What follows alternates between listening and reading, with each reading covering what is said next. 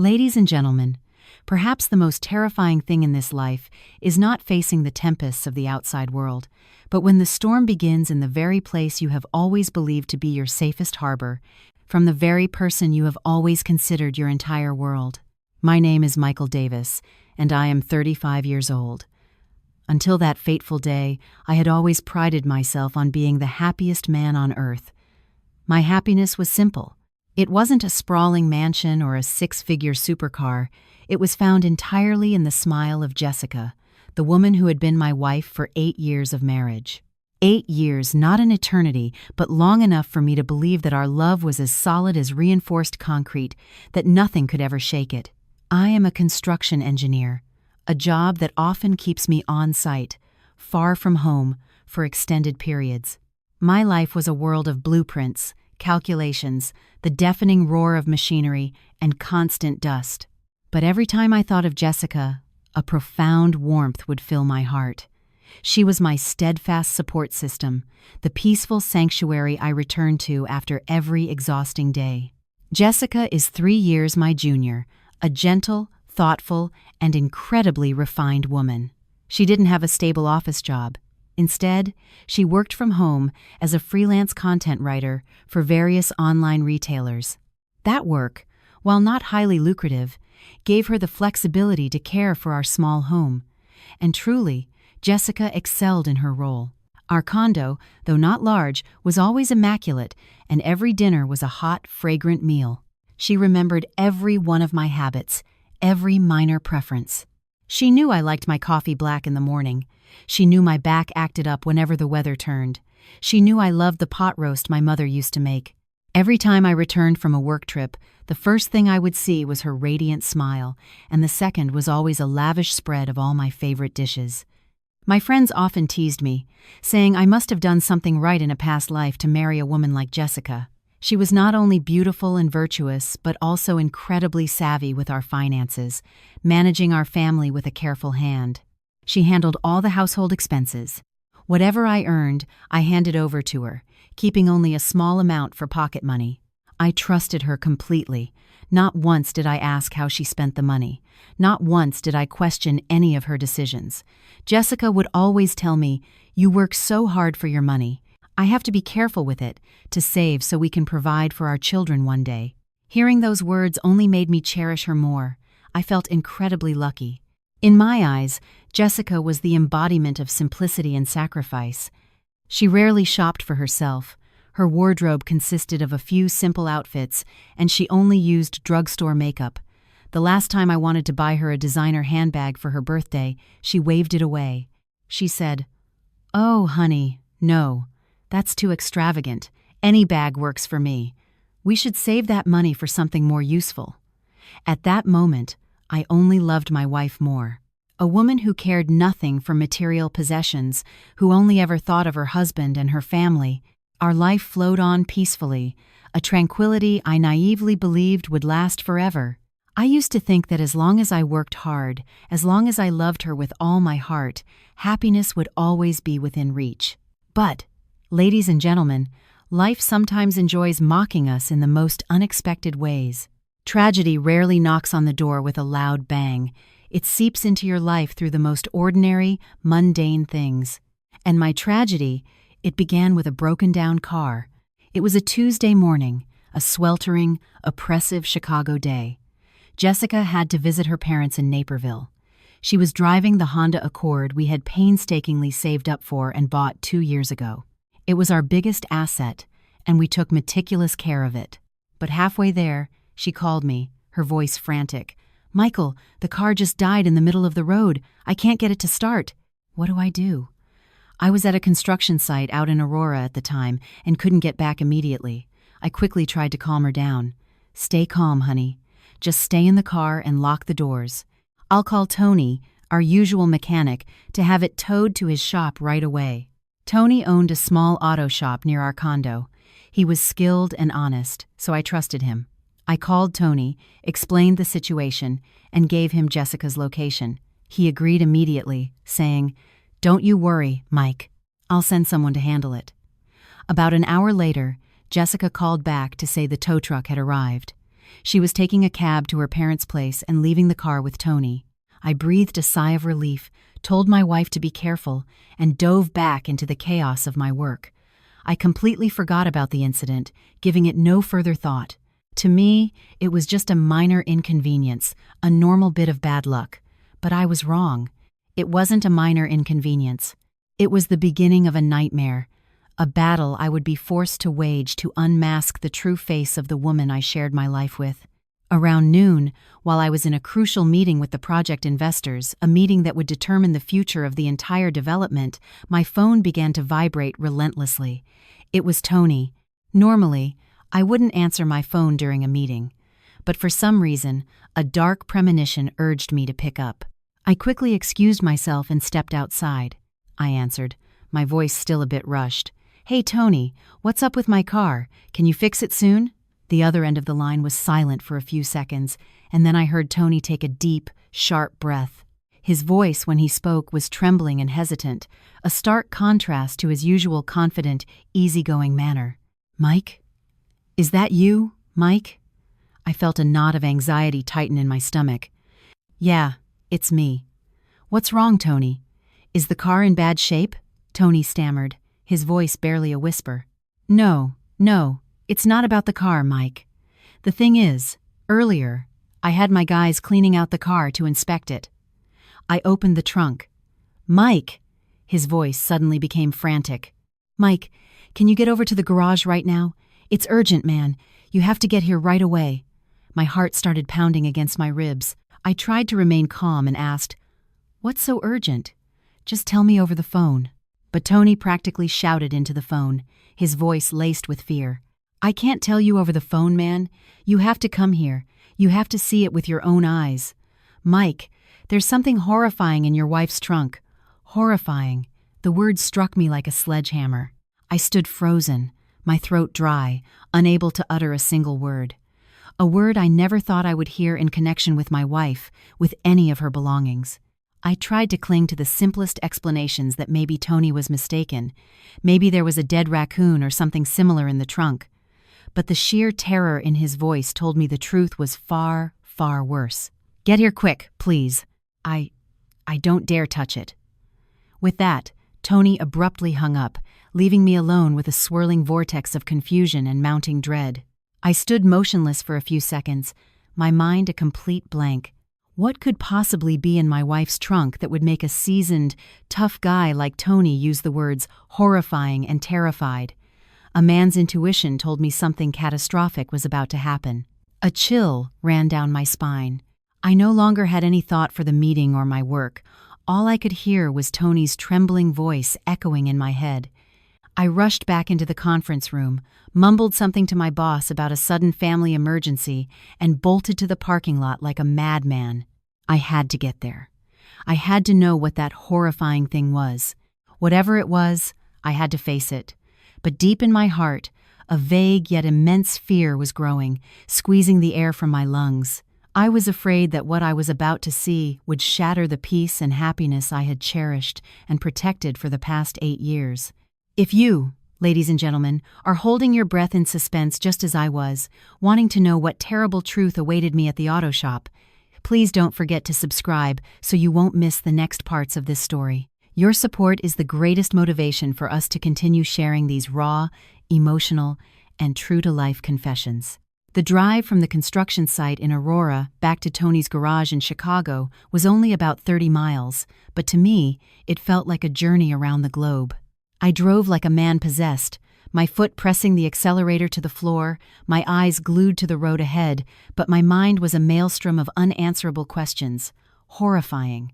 That word kept repeating in my head, drilling into my psyche like a merciless bit. What could be so horrifying?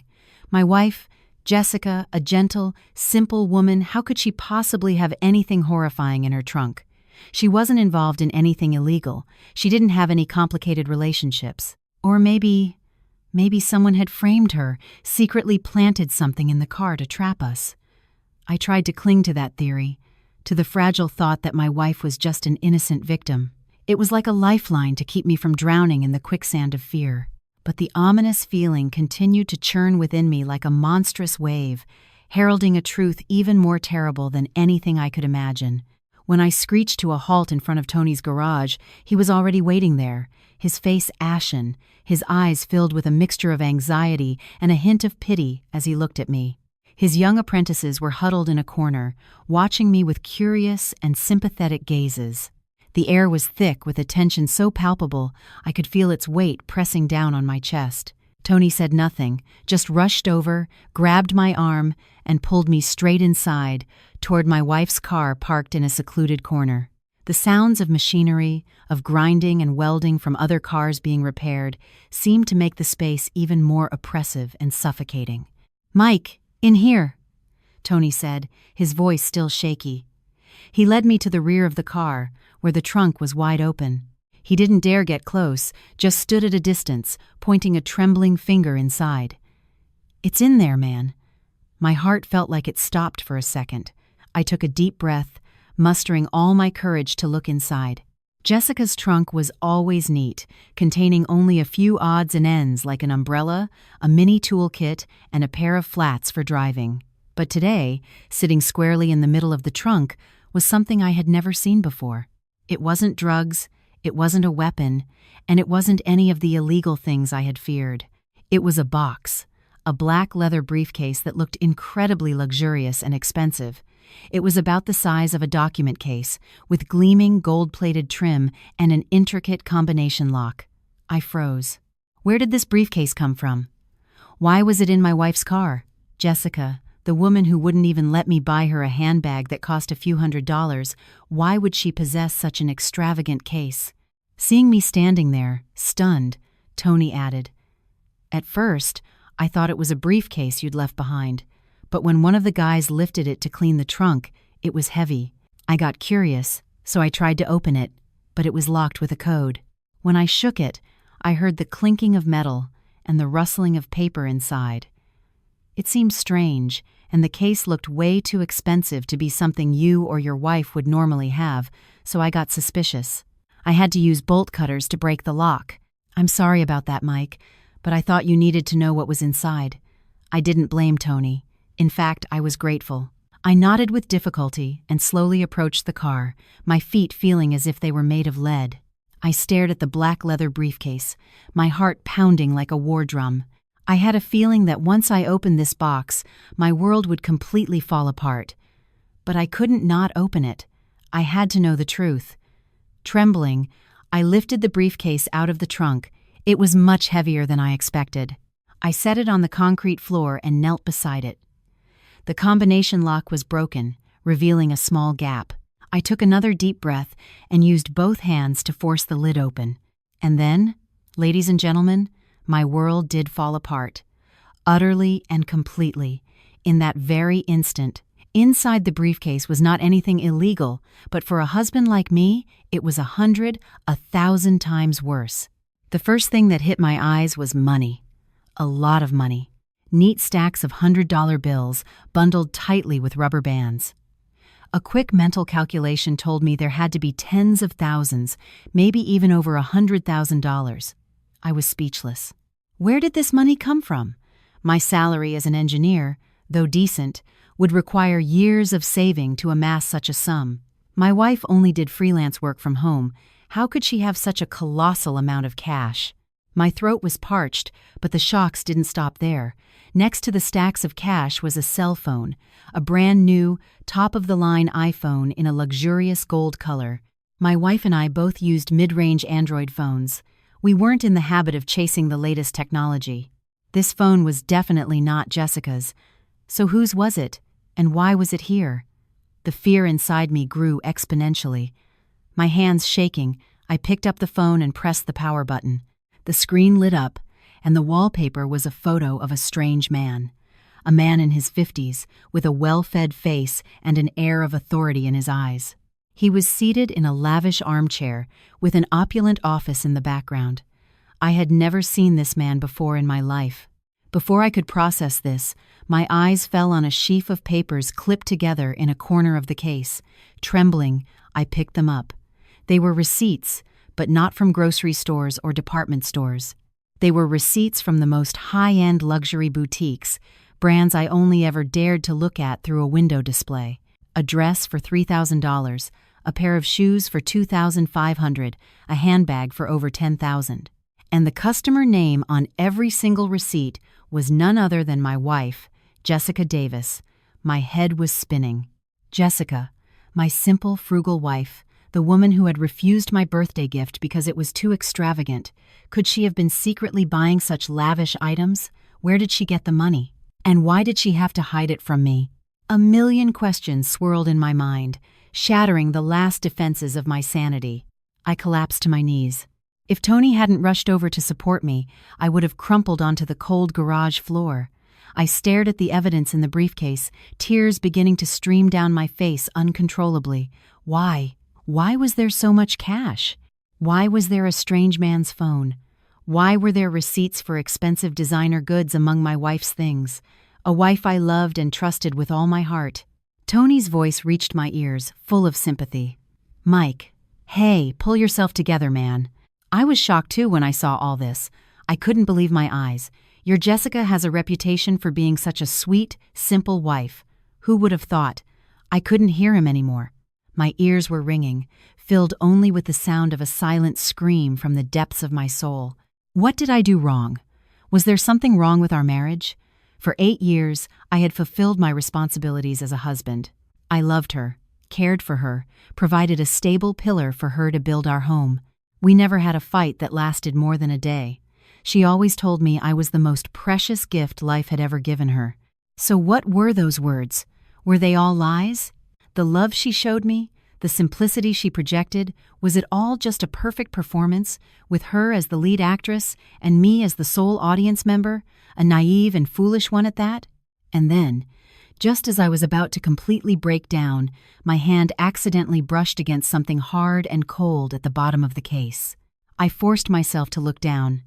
It was a set of keys, but not for a regular house. It was a white key card with the logo of one of the most exclusive luxury residential towers in Chicago, a place whose name alone signaled it was the world of the ultra-rich. Attached to it was a car key fob with the logo of a high-end German automaker, a brand I would probably never even dream of owning. This was the final straw. Everything in my mind shattered into a million pieces. My wife wasn't just hiding money and extravagant purchases from me. She had another home, another car.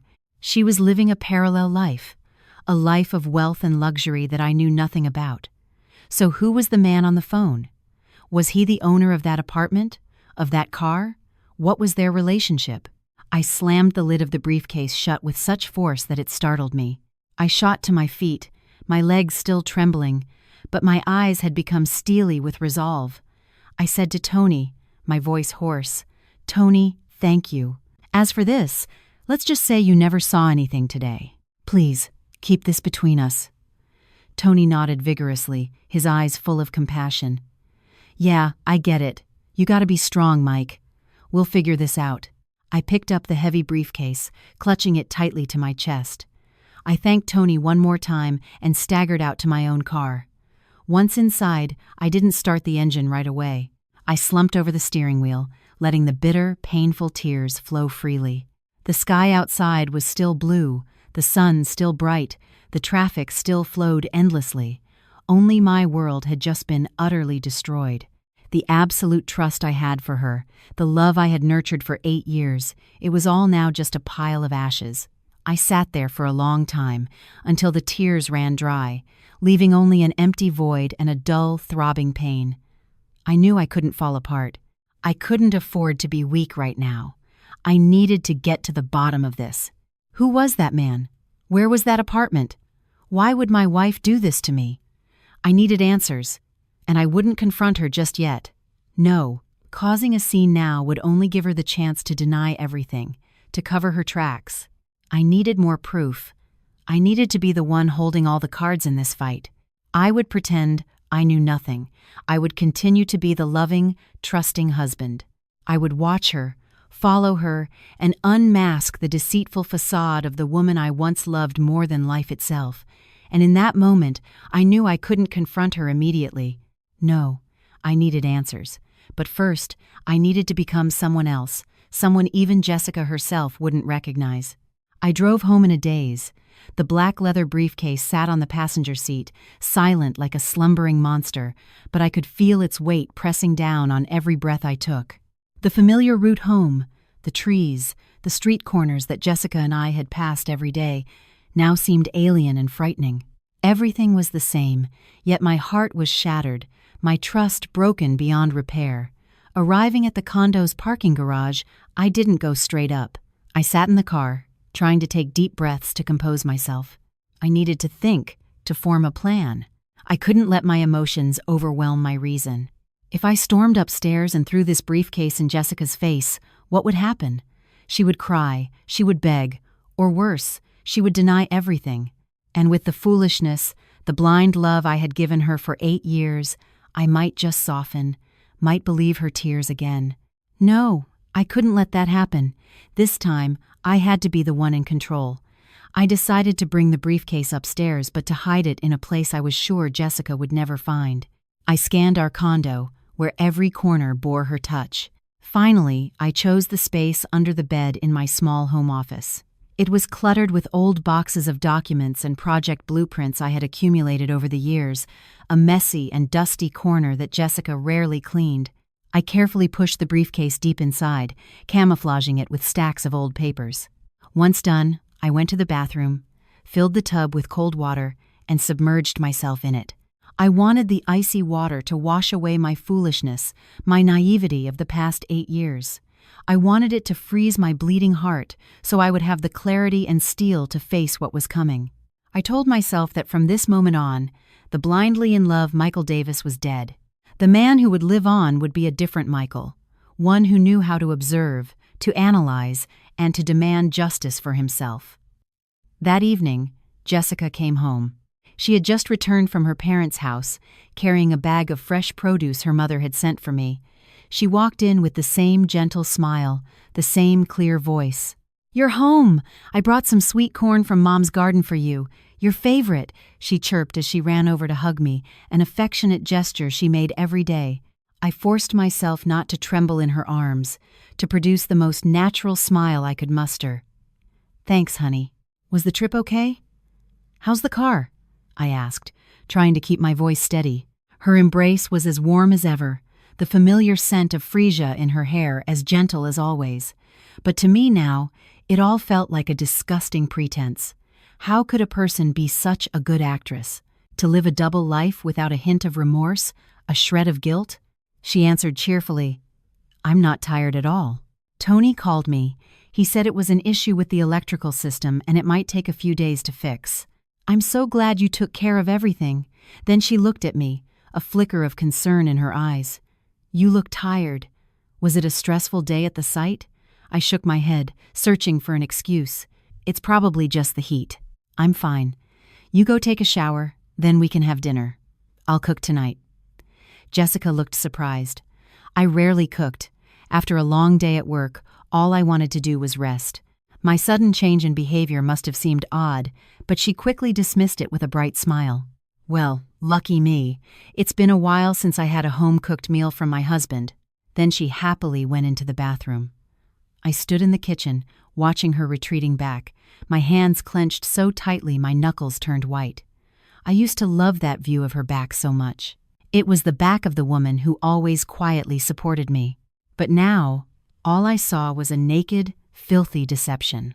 During dinner, I tried to act as normal as possible. I asked about her parents, about my nieces and nephews. She answered naturally, sharing amusing stories from her hometown visit. Her performance was flawless, without a single crack. If it weren't for that briefcase, I would have undoubtedly continued to believe I had the most wonderful wife in the world. As the meal was ending, I decided to conduct my first test. I asked casually, trying to sound nonchalant. "So, Jessica, how's your writing work going these days? Is it steady?" Jessica, who was in the middle of taking a bite of fish, paused for a split second, a tiny reaction, but it didn't escape my notice. She looked up at me and smiled. The same as always. "Just enough for coffee and treats." I gave a small laugh and continued, as if making a distant suggestion. "I feel like you've been busier lately. There have been a few times I've come home and you weren't here." This time, Jessica was silent for a bit longer. She put down her fork and looked directly into my eyes. I braced myself for a lie, and she did not disappoint. She took a breath, her expression suddenly serious, tinged with a bit of mystery. "Michael, there's something I've been keeping from you. I was planning to wait until our 10th anniversary to tell you, but maybe now is the right time." My heart tightened. The grand performance was about to begin. I feigned surprise. "What is it? Why so secretive?" Jessica took my hand, her eyes sparkling, her voice full of sincerity. "Actually, recently, I haven't just been writing. I've been partnering with Sarah, my best friend from college, to start a business importing boutique cosmetics." Sarah, I vaguely recalled the name. She was the best friend Jessica sometimes mentioned, who had supposedly moved to California and become very successful. Jessica continued, her voice full of excitement. "The business is going great, honey.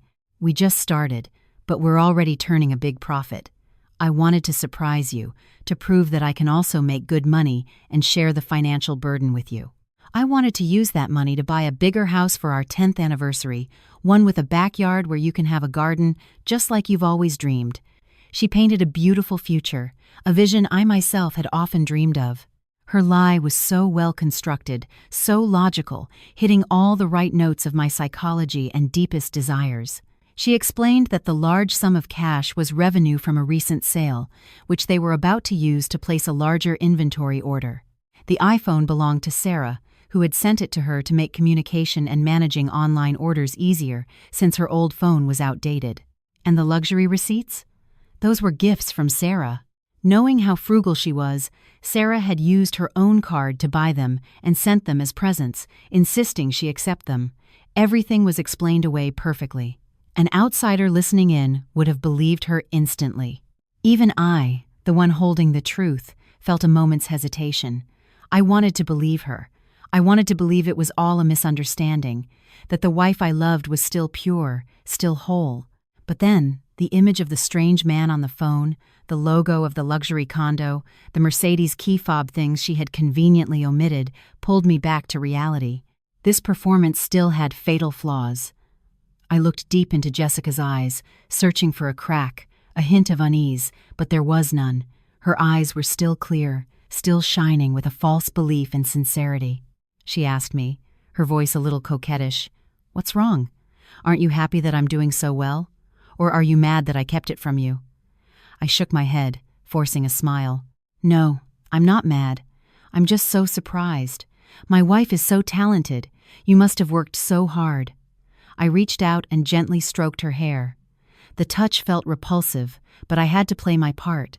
I would be the audience for this play, and I would patiently watch until she could no longer perform. That night, lying in bed, I turned my back to Jessica, pretending to be fast asleep, but my mind was a raging battlefield. Her explanation, though seemingly plausible, couldn't erase the irrefutable evidence. She had lied. A carefully crafted and sweet-sounding lie. That was even more terrifying than if she had just cheated. It proved that she saw me as a fool, someone easily led by the nose. And that strange iPhone, it was the key to everything. I knew I had to unlock it, no matter the cost. Only then would the curtain of secrets truly be lifted. In the following days, I lived in a state of frightening dissociation. By day, at work, I was still Michael Davis, the diligent, composed engineer, burying myself in blueprints and numbers to forget the storm raging inside me. But at night, when I returned to the place I once called home, I became someone else. I became an actor, a detective, a chronic insomniac haunted by the secrets of the woman lying next to me. I continued to play the part of the trusting husband, cheerfully listening to Jessica's stories about her promising business venture, even feigning excitement as she laid out future plans for our new house and children. Every word, every smile I offered was an exhausting effort. I had to struggle to conceal the contempt and hatred simmering within me. Sometimes, watching her calmly clean the house or cook me delicious meals, I would wonder if I was being paranoid. Could it all be a terrible misunderstanding?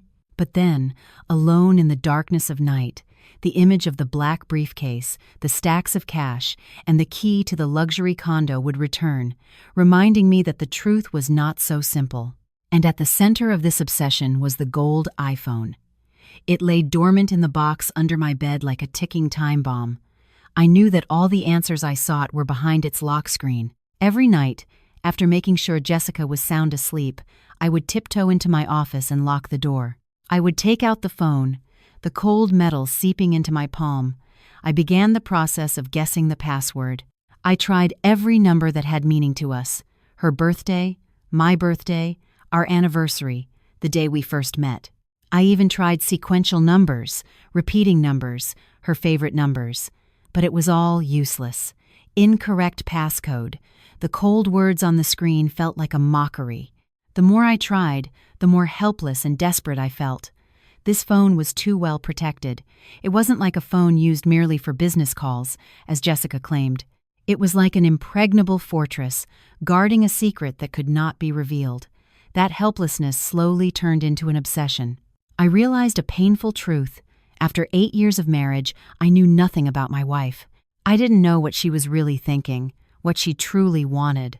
I had been too trusting, too complacent, creating a perfect image of a wife and imposing it on her, never realizing that behind her gentle, simple facade was another world I had never been allowed to enter. And once doubt took root, I began to notice Jessica's behaviors. Things I had previously considered normal now seemed incredibly suspicious. She started using her phone more, but always secretively. Whenever a message came in, she would flinch and quickly place her phone face down. When certain calls came, she wouldn't answer right away but would look around before rushing into the bathroom or onto the balcony to talk, her voice a whisper too low for me to hear. When I asked who it was, she would vaguely reply that it was a customer or her friend Sarah from California. Her meetings with business partners also became more frequent. Previously, Jessica was a homebody. She rarely went out unless it was absolutely necessary. But now, she was out several evenings almost every week. She started wearing heavier makeup and dressing more stylishly. She said it was to build the image of a successful entrepreneur. But in my eyes, they were signs of a frightening change. One time, she said she was meeting a partner at a coffee shop on Rush Street. But that evening, a friend of mine happened to see her coming out of a luxurious restaurant in the Gold Coast area, alone. When she got home and I casually asked how the meeting went, she cheerfully recounted her conversation with the partner at the coffee shop without a single flaw in her story. Her lies were becoming more sophisticated and brazen. The feeling of betrayal, of being deceived, grew inside me every day. It was like a slow-acting poison, destroying all the good memories, all the love I had for her. I became irritable and withdrawn. Our family dinners were no longer filled with laughter, only a heavy silence. Jessica seemed to notice the change in me. She acted concerned, asking if something was wrong at work. But to me, her concern was just part of the act. I couldn't confide in her. I couldn't confront her. I was trapped in my own silence, lonely and in pain. Some nights, I would lie beside her, looking at the woman sleeping soundly in my arms, and feel as if she were a complete stranger. I would ask myself who the real her was. The gentle, simple wife I knew, or a mysterious woman with complex relationships and a hidden life of luxury? I knew I couldn't go on like this. The suspicion would kill me before I found the truth. I had to unlock that phone. After many sleepless nights, I decided to seek help from someone who could. That was my younger cousin, Ben, a true IT expert. Ben was a white-hat hacker, brilliant at breaking through security measures. I knew this was ethically questionable, an invasion of privacy. But ladies and gentlemen, when trust is shattered, when your family's happiness is on the brink of collapse, such rules become meaningless. I had to know the truth, no matter how cruel. I arranged to meet Ben at a quiet coffee shop. I didn't dare tell him the whole story, just that I had found a phone and wanted his help unlocking it to find the owner. I knew the excuse was weak, but Ben didn't press for details. He took the phone, examined it for a moment, and said, "This is a newer iPhone model. The security is tight, Mike. Unlocking it is a long shot. Just leave it with me, and I'll see what I can do." I handed the phone to Ben, my heart pounding with a mix of hope and fear. I was betting my entire marriage on my cousin's skills. If he could open it, the truth would be revealed.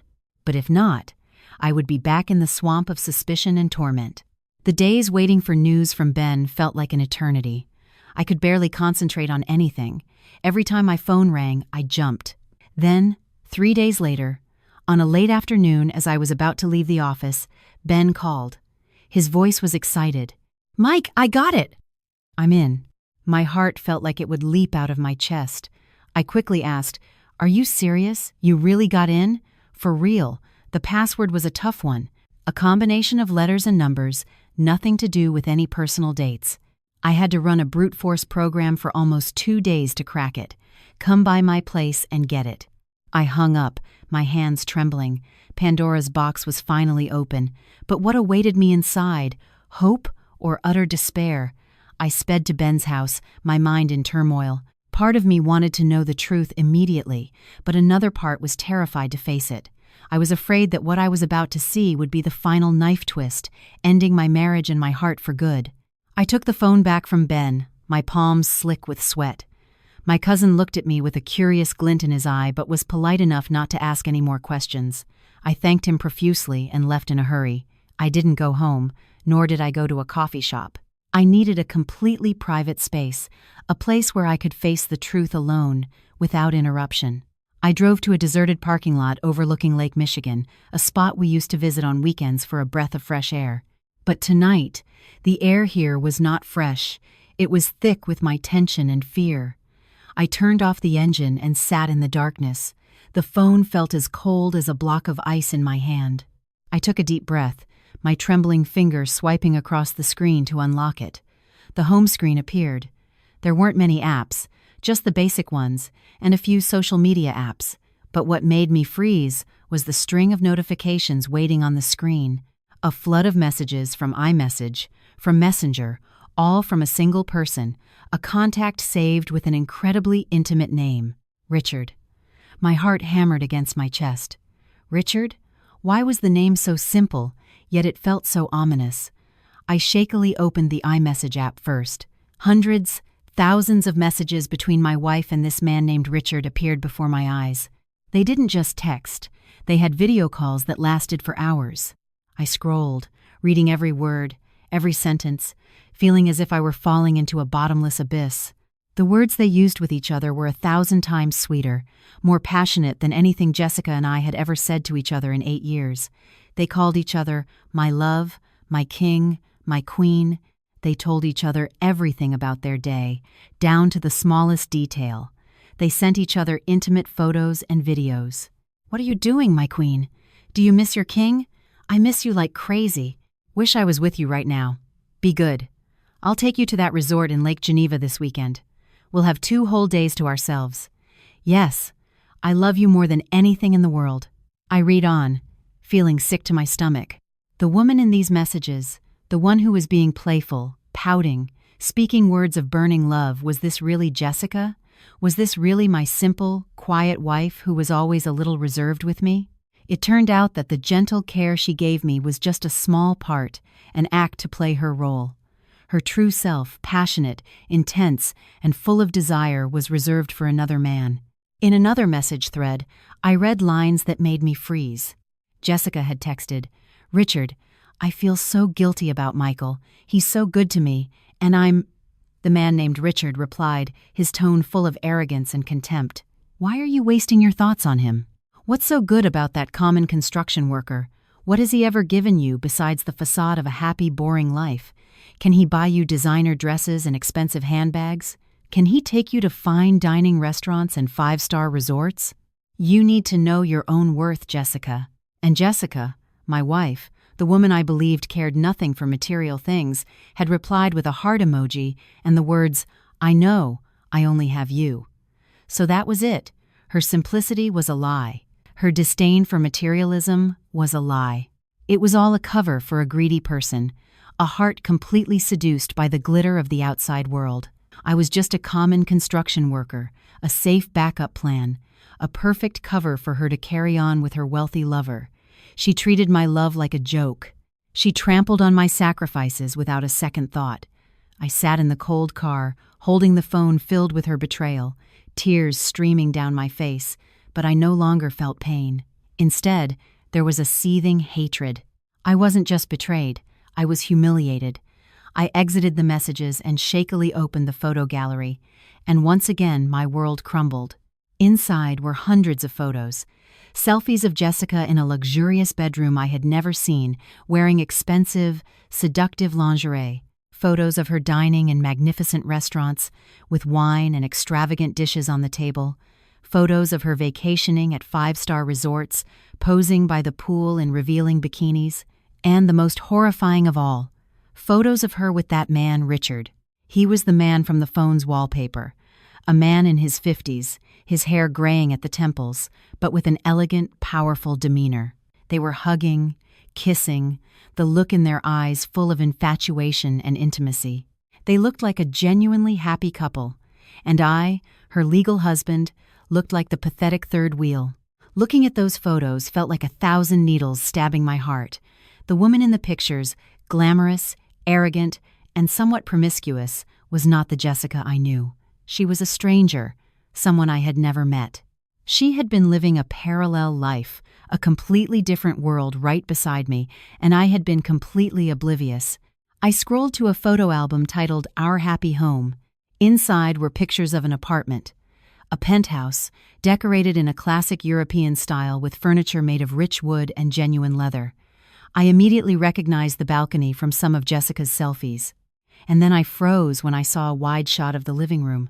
Hanging prominently on the wall was a large, framed wedding portrait. But the people in the photo were not Jessica and me. It was Jessica and Richard. She was wearing a stunning wedding gown, and he was in an elegant tuxedo. They stood together, smiling radiantly. My mind went blank. What the hell was going on? Why did they have a wedding photo? Were they married? Or was this just some sick, twisted game of theirs? I felt like I was going to lose my mind. Then I remembered the set of keys in the briefcase.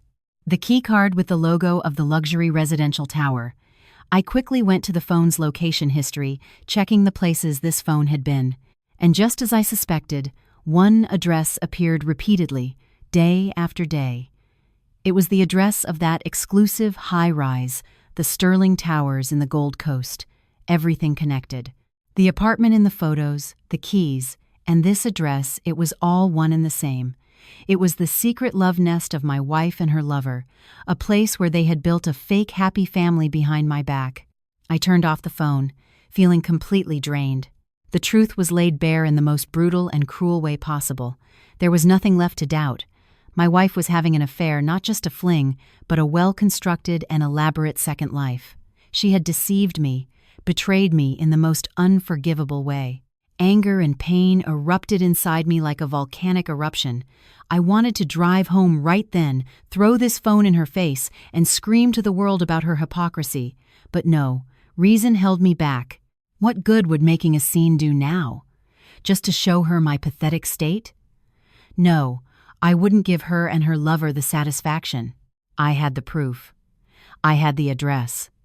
I would not engage in a pointless confrontation. I would go there, to their happy home, to see who this man really was, to see how this play would end.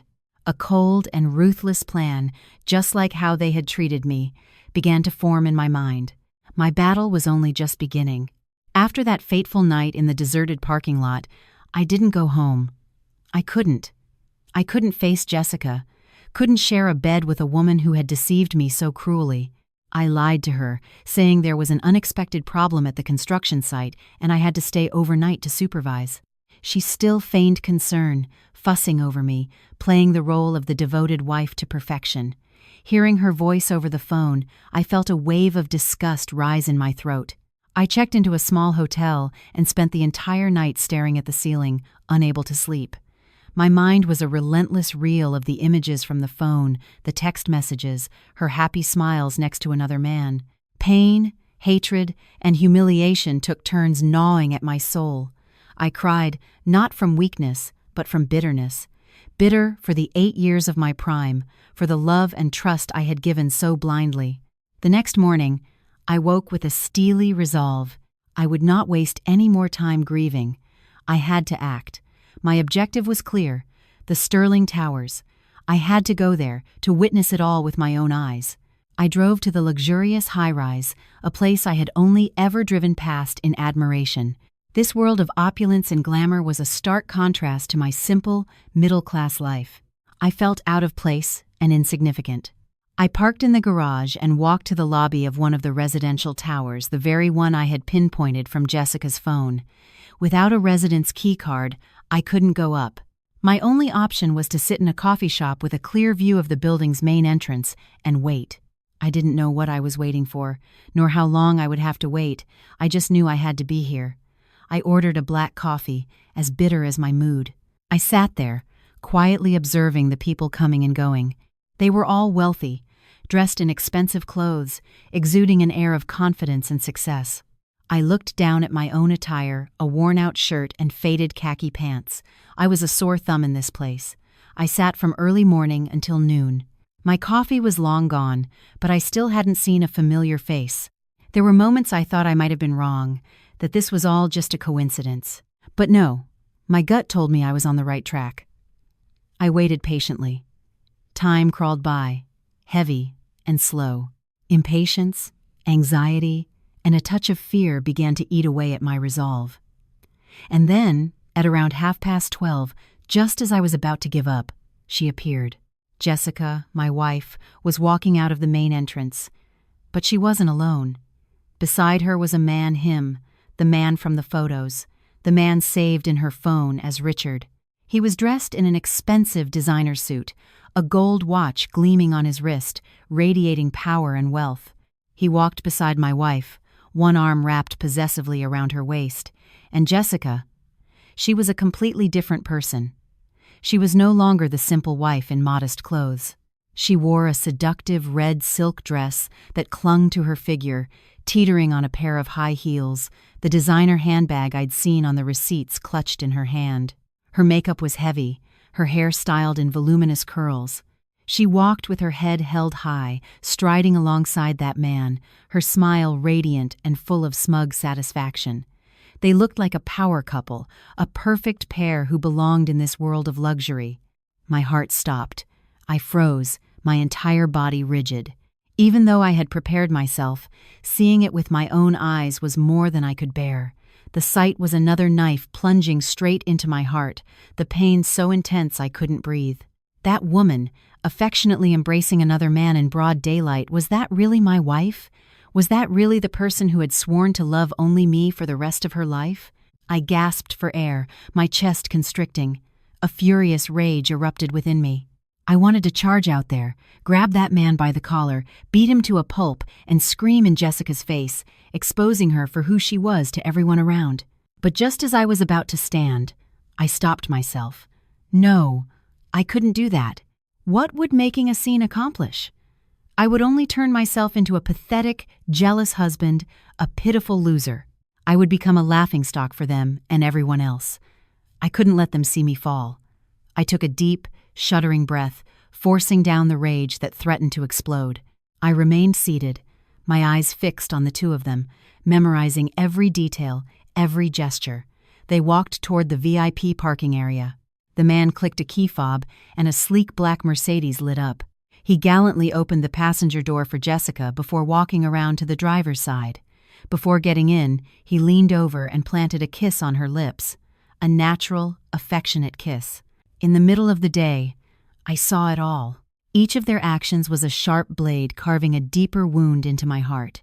The luxury car glided away, leaving me alone with my shame and unbearable pain. I sat motionless for a long time afterward, my mind empty. I had the answer I was looking for, an answer more brutal than anything I could have imagined. The play was over, and I was the only one left wounded. I thought about divorce. Immediately. I would throw all this evidence in her face and end this sham of a marriage. I wouldn't try to salvage it, nor would I ask for an explanation. But then, another thought sparked in my mind.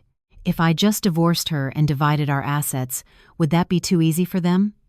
Jessica had deceived me for years, turned me into a fool. That man had blatantly destroyed my family's happiness. They couldn't just walk away and live happily ever after causing me so much pain. No, I couldn't accept that. I didn't just want a divorce. I wanted them to pay a heavy price for what they had done. I wanted to expose all of their lies. I wanted everyone, our friends, our families, our colleagues, to know the true face of the virtuous wife and the distinguished lover. I would not act impulsively.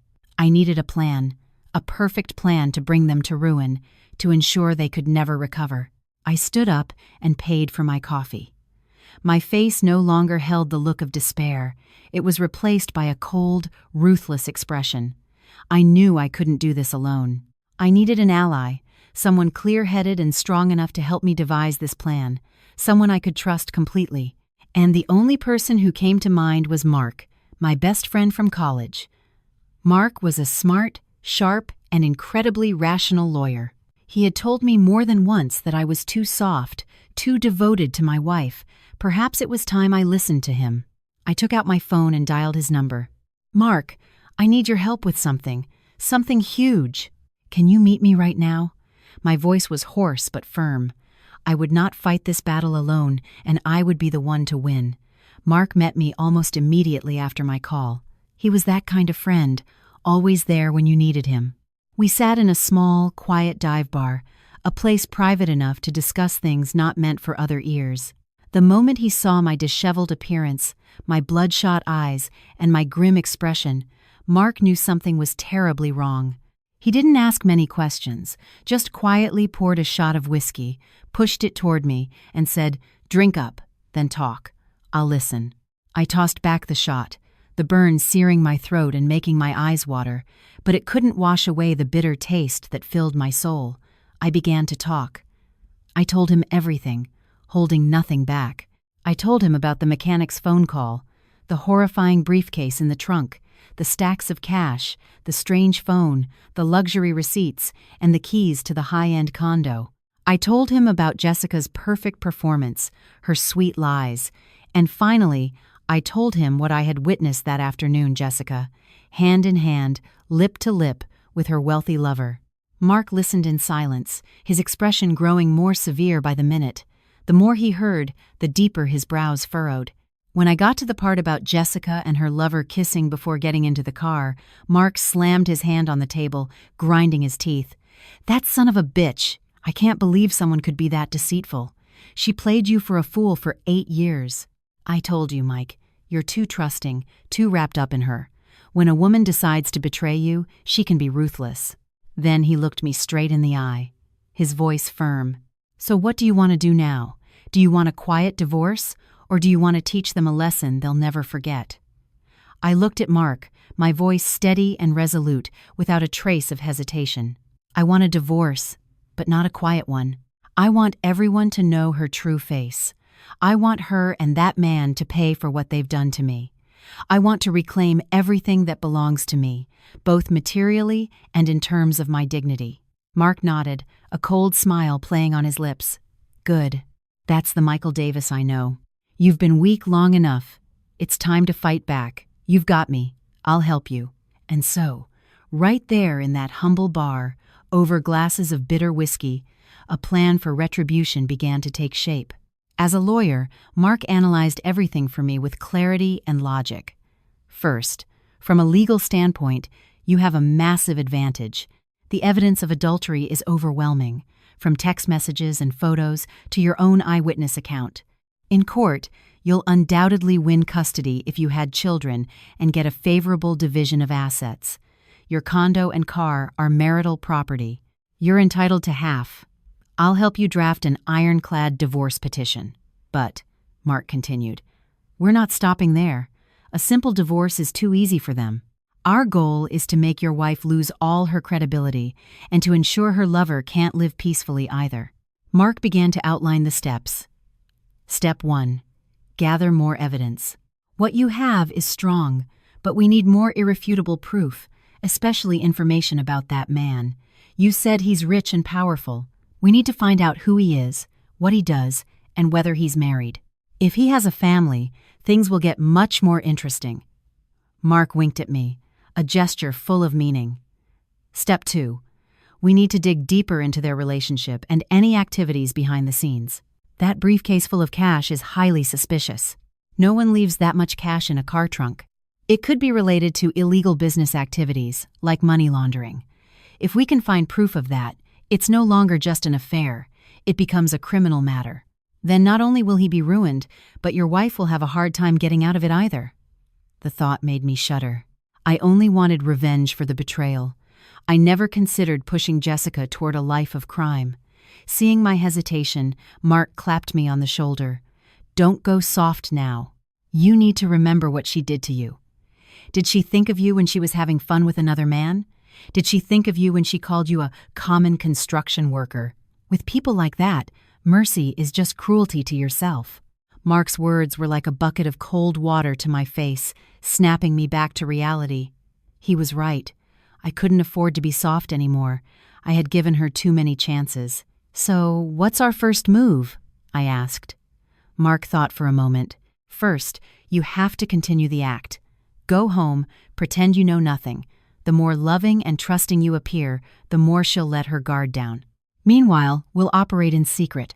I'll have someone investigate the man. Based on the Mercedes license plate you saw, we can find out who the owner is. As for you, your job is to copy all the data from that secret phone to another device. That's our most critical evidence. We can't risk losing it. A detailed and methodical plan was laid out. I felt a new strength rising within me. With Mark by my side, I no longer felt alone and helpless. The pain was still there, but it was being replaced by a fierce will for vengeance. That night, I went home. When Jessica saw me, she feigned immense relief and joy. She ran to hug me, fussing over me. "You're back! I was so worried about you. Is everything at the site okay now?" I looked at her, the woman perfectly playing the role of the virtuous wife, and felt nothing but infinite contempt. But I controlled it. I smiled, hugged her back, and said in the gentlest voice I could manage, "I'm back. Everything's fine.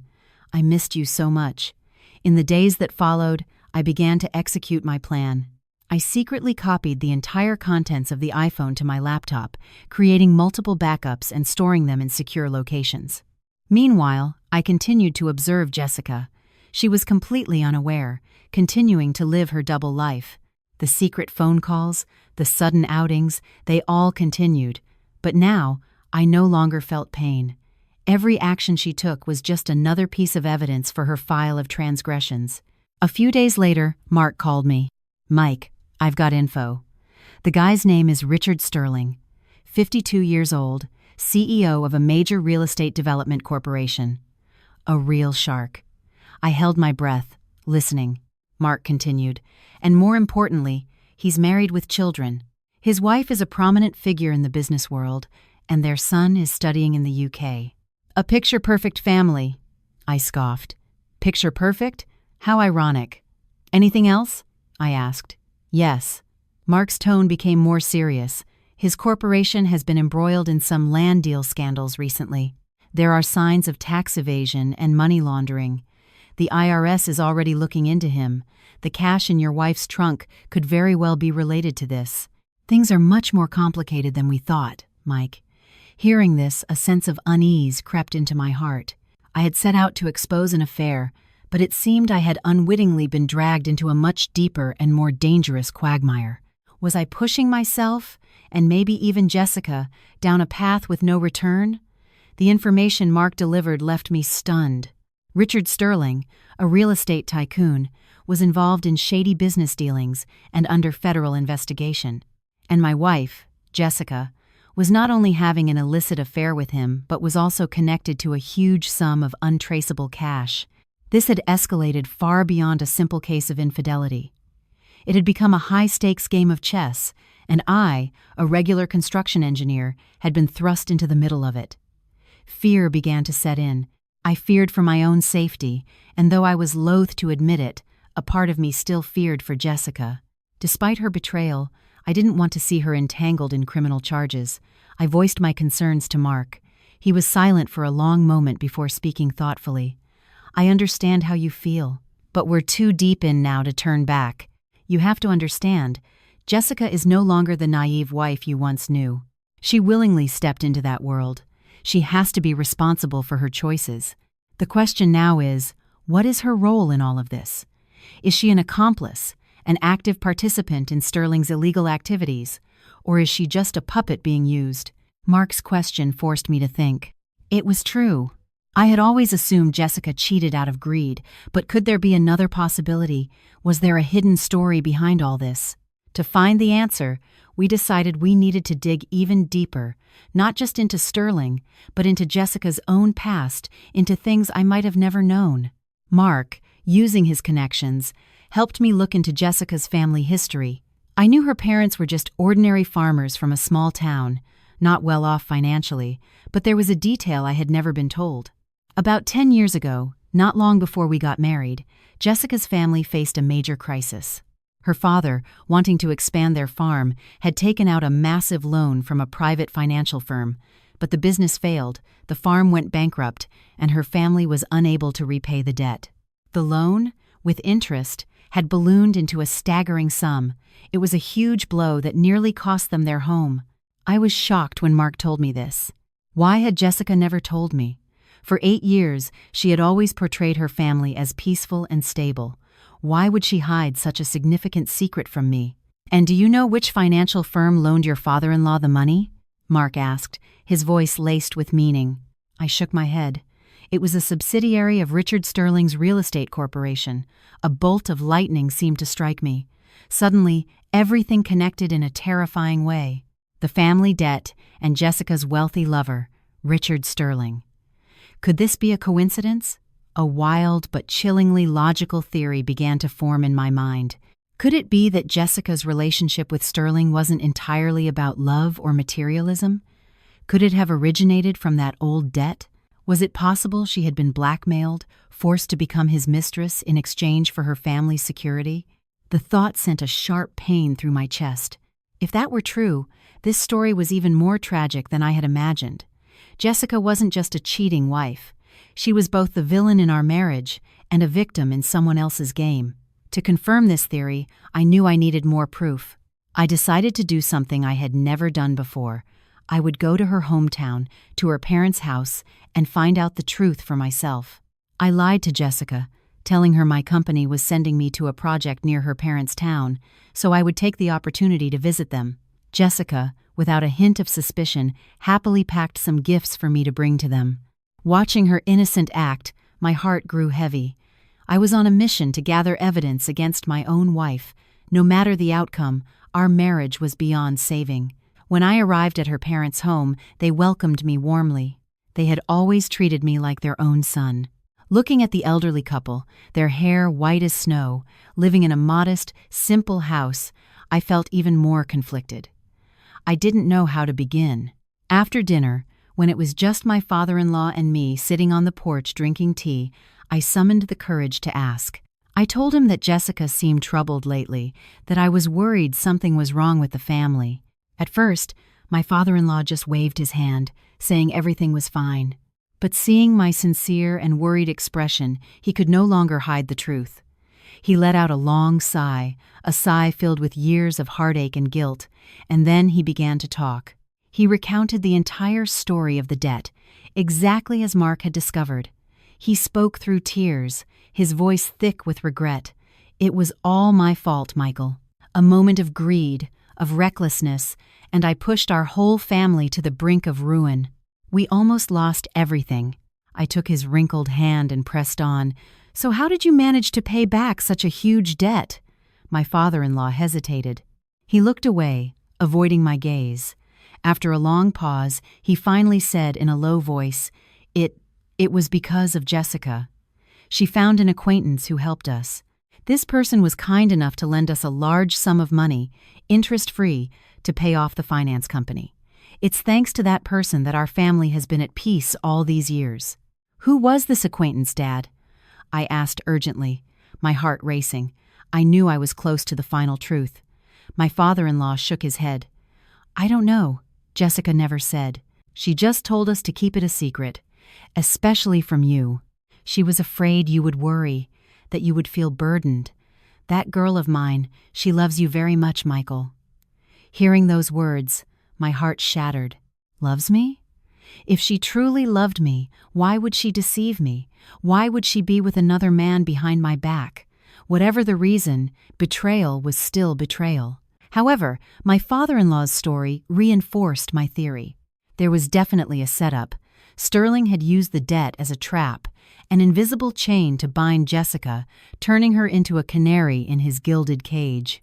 Jessica had sacrificed herself to save her family, but had chosen to deceive the very husband she claimed to love so much. I returned to Chicago with a heavy heart. My anger had subsided somewhat, replaced by a bitter sorrow and a sense of helplessness. Everything had become so complicated. I no longer knew whether to hate Jessica or pity her. She was both infuriating and tragic. But no matter what, I could not accept the fact that my wife was another man's mistress. I had to end this. I had to free her, and in doing so, free myself. But I wouldn't do it alone. I needed a confrontation, a three-way confrontation between myself, Jessica, and that man, Sterling. I wanted to hear the whole truth from their own mouths. I wanted to see the true face of the man who had orchestrated this tragedy. And I wanted Jessica to make her final choice, me or him, freedom or a life of sin. One final battle was about to take place, and I knew it would be one filled with tears and pain. Returning from my trip, I was no longer the Michael of the past few weeks, blinded by hatred and a thirst for revenge. Now, a chilling calm had settled over me. I knew almost the entire truth, a truth more raw and painful than simple betrayal. Jessica was not just an unfaithful wife, she was also a victim, trapped in a sophisticated web. But that didn't absolve her.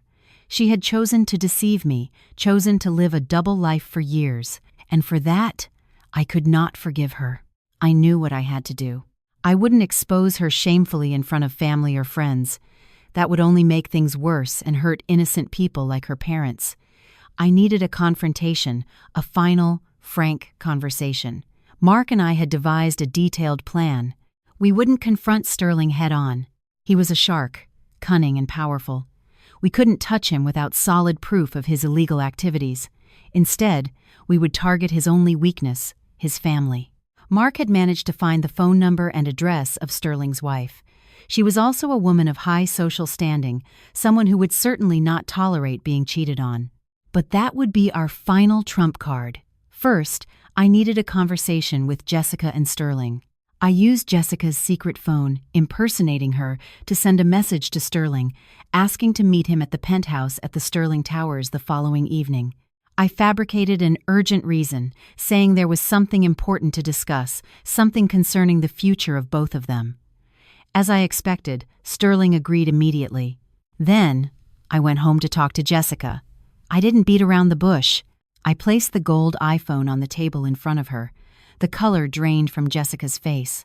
She went pale, her lips trembled, and her eyes filled with sheer panic. Where did you get this?" she stammered. I looked her straight in the eye, my voice cold. "You don't need to know how I got it. You just need to answer me. Is everything in here true?" Jessica crumbled. She fell to her knees, clutching my legs, sobbing uncontrollably. "Michael, I'm so sorry. I'm so sorry. I was wrong. Please, forgive me." The tears, the pleas I had once imagined, had finally come. But now, they had no effect on me. My heart had turned to stone. I gently removed her hands, speaking in a voice devoid of emotion. "I don't need your apology right now. I need an explanation for everything, and you won't be explaining it to me alone. Tomorrow night, you, me, and him were going to meet. Everything needs to be settled once and for all." Jessica looked up at me, her eyes wide with fear. "No, Michael, you can't. You can't meet him. He won't let you go unharmed." The fear in her eyes was genuine. It only confirmed my belief that she was truly being controlled. "But I had passed the point of no return. That's my concern. You just need to come with me. If you don't, I will send all of this to his wife. The choice is yours." With that, I walked into my office, leaving Jessica alone with her despair and terror. The next evening, Jessica and I went to the Sterling Towers. She was silent the entire drive, her face as white as a sheet. I knew she was terrified, but I couldn't soften. This was a battle she had to face herself. We went up to the penthouse. The door opened, and Sterling was waiting. He looked as dapper and sophisticated as ever. But when he saw me standing behind Jessica, the smile vanished from his face, replaced by surprise, which quickly turned to anger. Who are you? What are you doing here? He demanded, his voice dripping with arrogance. Jessica hid behind me, trembling. I calmly stepped forward to face him, my words sharp and clear. I'm Michael Davis, Jessica's legal husband. I believe we have a lot to talk about, Mr. Sterling. Sterling's face contorted. He was an old fox. He understood the situation immediately. But he quickly regained his composure, even letting out a cynical laugh. Ah, so you're the common construction worker husband. Well, what are you here for? A jealous rage? Or are you here for a payout? The contempt in his voice made my blood boil, but I held it in. I shook my head. I'm not here for jealousy, and I'm not here for money.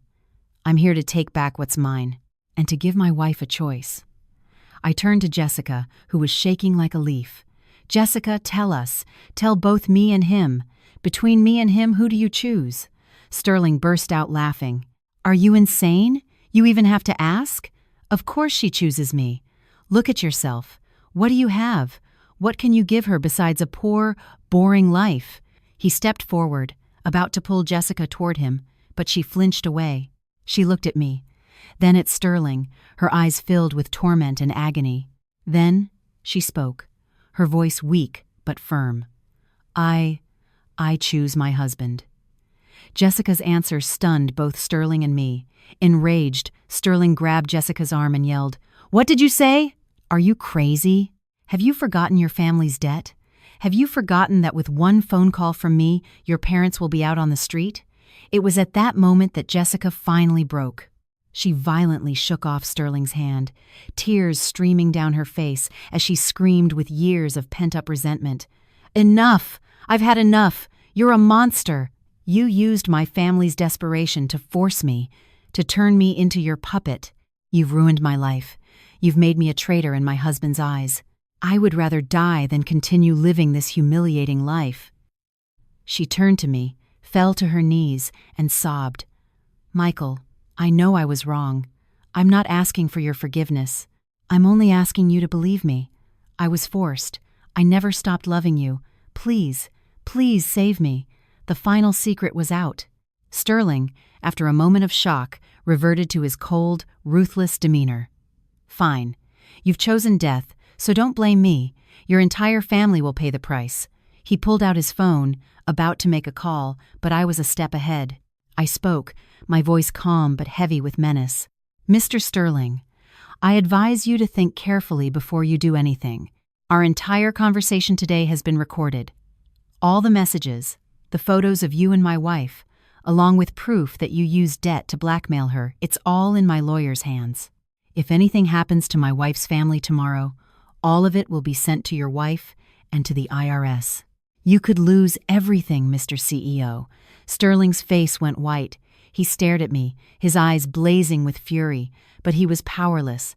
He knew I wasn't bluffing. I had him cornered. The confrontation was over. I had the answers I needed. I took Jessica's hand and pulled her to her feet. "Let's go home," I said, and led her out of that apartment, leaving that man alone with his anger and defeat. But as the apartment door closed behind us, I let go of Jessica's hand. It wasn't over yet. The play had ended, but the hardest choice, my own, was only just beginning. We left the luxurious tower in silence. Jessica followed behind me, not daring to speak, only the sound of her stifled sobs occasionally breaking the quiet. I didn't look back at her. Even knowing the whole truth, even knowing she was partly a victim, the wound she had inflicted on me was still there, deep and painful. Betrayal, for any reason, cannot be easily erased. We reached the car. I opened the door for her and then walked around to the driver's side. Neither of us said a word on the way home. Our condo, once our sanctuary, now felt cold and foreign. When we arrived, Jessica collapsed onto the sofa, burying her face in her hands, crying silently. I stood watching her, my heart a battlefield of conflicting emotions. Part of me wanted to go to her, to hold her, to tell her it was all over. But another part, the part of reason and wounded pride, wouldn't let me. I sat down in the chair opposite her and placed the divorce papers that Mark and I had prepared on the table. "I know everything, Jessica. I know about your family's debt, about Sterling's blackmail. I don't blame you entirely, but I can't forgive you for deceiving me for all these years." Jessica looked up, her tear-filled eyes meeting mine, her voice hoarse. I know I was wrong. I don't expect you to forgive me. I just wanted you to know that during all those years, not a day went by that I wasn't tormented by guilt. I wanted to tell you so many times, but I was never brave enough. I was scared. I was scared of losing you, scared of breaking apart this family. I gave a bitter laugh. But you lost me anyway, and this family is already broken. If you had trusted me, if you had shared this with me from the beginning, maybe things would have been different. We could have faced it together. But you chose to handle it alone, and you chose to sacrifice my trust. My words were like knives, causing Jessica even more pain. She didn't argue, only nodded through her tears. I know. It's all my fault. We talked for a long time that night. For the first time in 8 years, we spoke to each other with complete honesty, with no more deceit, no more secrets. She told me about the years of living in fear and shame, of having to please Sterling to protect her family, of the loneliness and guilt of deceiving me.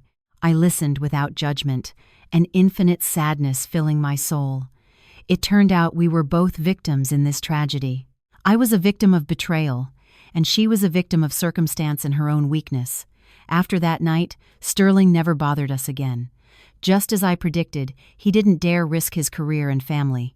He had someone inform Jessica's family that their debt had been completely forgiven. It was the price for our silence. As for his illegal activities, I handed the evidence I had to Mark. He said he would anonymously send it to the authorities. The rest was up to the law. I wanted no further part in that quagmire. The external battle was over, but the war within my heart still raged. I had to make a final decision about my marriage, forgive and start over, or let go for good. I spent many nights thinking. I remembered the beautiful memories we had shared, the gentle care she had given me. But then, the image of her hand in hand with another man, the sweet lies she told, would return like a scar that would never heal. I realized that once trust is broken, it's like a shattered mirror. No matter how hard you try to piece it back together, it will never be whole again. We could continue to live together, but there would always be a crack between us, an invisible wall of suspicion. Would a life like that ever be happy? Finally, I had my answer. I placed the signed divorce papers on the table. Jessica, let's set each other free. I think it's the best thing for both of us right now. Jessica looked at me, fresh tears rolling down her cheeks, but this time she didn't try to hold on. Perhaps she understood, too, that this was the inevitable end. She picked up the pen, her hand trembling as she signed the papers. I respect your decision. Thank you for everything. Thank you for not abandoning me at my lowest point. We divorced quietly. The condo was sold, the assets divided fairly. She used her share of the money to move back to her hometown, opened a small shop, and started a new life with her parents. Occasionally, she still sends me a text to see how I'm doing. The messages are brief, full of care, but also a distance that can never be closed. As for me, I've started a new life too. I moved into a smaller apartment, focusing on my work and my hobbies. The pain is still there, but time has helped to soothe it. I learned a costly lesson about trust, about the complexity of the human heart, and about forgiveness. Forgiveness doesn't mean forgetting. It means accepting the truth and allowing yourself to move forward. The storm has finally passed. My sky is no longer as clear as it once was. It's streaked with the gray of memory, but it has become peaceful. I know the road ahead is long, but I believe that after the rain, the sun will shine again. I will find my own happiness again. A happiness built on sincerity and absolute trust. Ladies and gentlemen, the story of my life concludes here. A story full of tears and betrayal, but also profound lessons. If this story has touched your heart, please leave a like on the video so I know I'm not alone on this journey of healing. Life is full of unexpected turns and secrets. If you've experienced or witnessed a similar story, please share this video with those you trust, so that together we can spread empathy and the strength to overcome our own storms. Every person, every destiny, is a story worth hearing. And to ensure you don't miss any of our real and moving life stories, please be sure to subscribe to our channel. Finally, what are your thoughts on my decision and Jessica's? Can forgiveness truly exist after such a profound deception?